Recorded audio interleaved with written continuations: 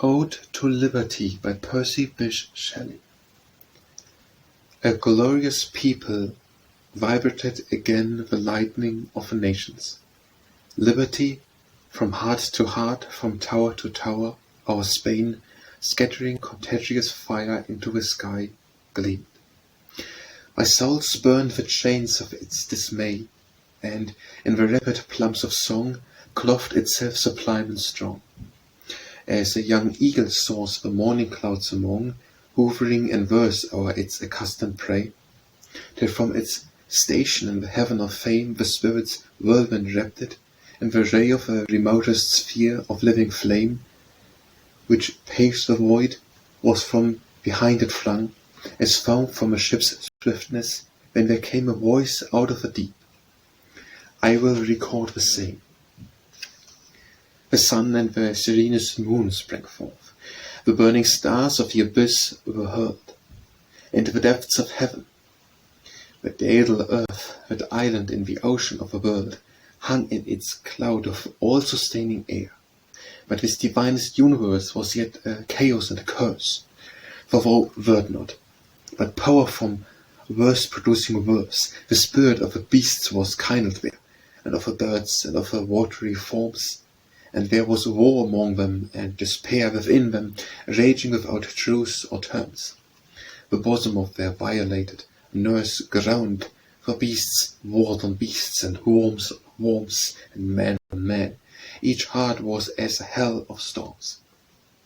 Man, the imperial shape, then multiplied his generations under the pavilion of a sun's throne, palace and pyramid, temple and prison, to many a swarming million, were, as the mountain wolves, their ragged caves.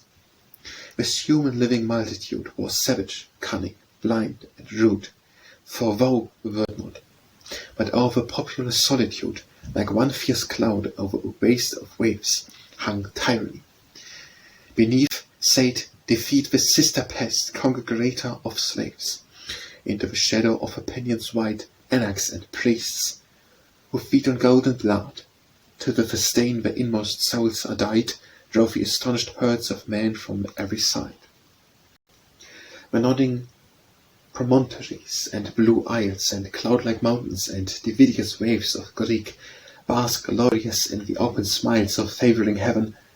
From their enchanted caves prophetic echoes flung dim melody in the unapprehensive wild.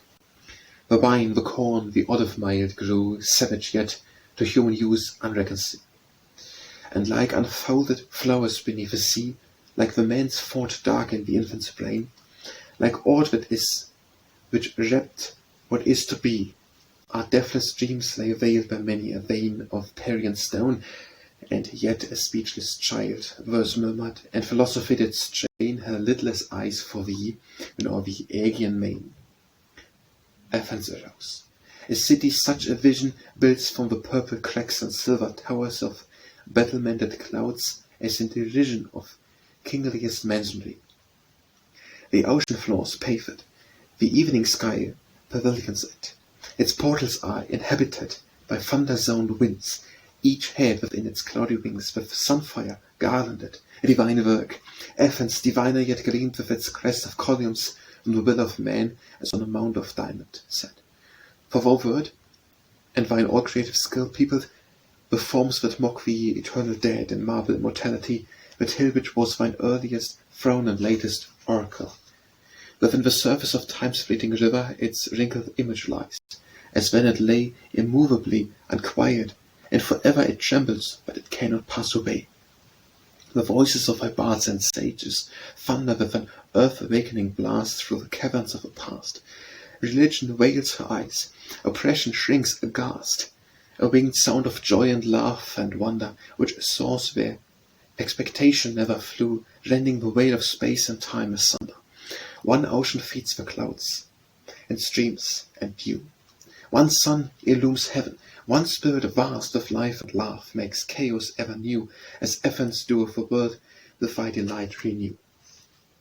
When Rome was, and from thy deep bosom fairest, like a wolf club from a Cadmean mand, she drew the milk of greatness, while thy dearest from that Elysian food was yet unweaned. and many a deed of terrible uprightness by the sweet laugh was sanctified.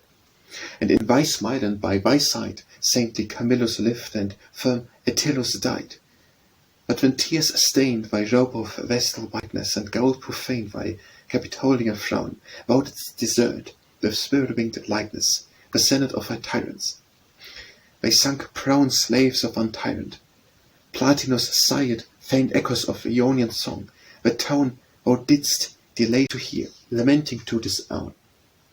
From what Eurasian glen or frozen hill or piny promontory of the Arctic main or utmost islets inaccessibly, didst thou lament the ruin of a reign, teaching the woods and waves and desert rocks, and every Naiad's ice-cold urn to talk in echoes sad and stern, of that sublimest law which man had dared unlearn, for neither didst thou watch the wizard flocks of a skull's dreams, nor horn the druid's sleep. What if the tears rained through thy shattered locks were quickly dried, for thou didst drown, not weep, when from its sea of death to kill and burn the Galilean serpent forth did creep, and make thy world an undistinguishable heap. 1,000 years the earth cried, Where art thou?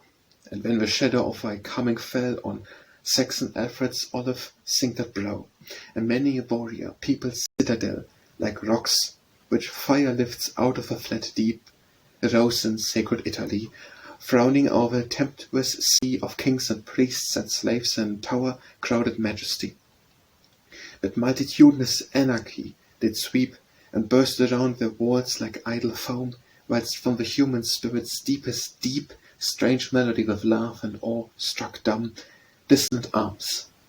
And art which cannot die, with divine wand traced on our earthly home, fit imagery to pave heaven's everlasting